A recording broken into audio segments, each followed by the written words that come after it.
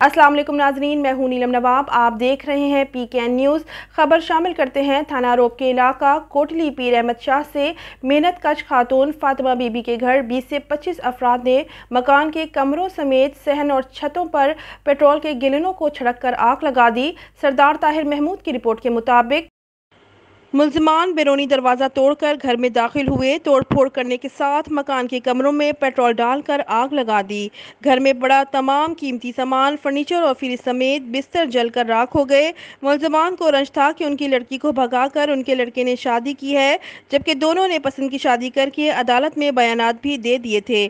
दोनों बरादरियों में एक अनोखी रस्म देखने को नजर आई। जो लड़का जिस घर की बेटी को भगाकर शादी करेगा वो इनको अपनी बेटी देने के पाबंद होंगे, मगर मुल्जिमान ने पूरे गांव के सामने मकान को जला डाला और पुलिस ने मुकदमा दर्ज करके मुल्जिमान की तलाश शुरू कर दी है।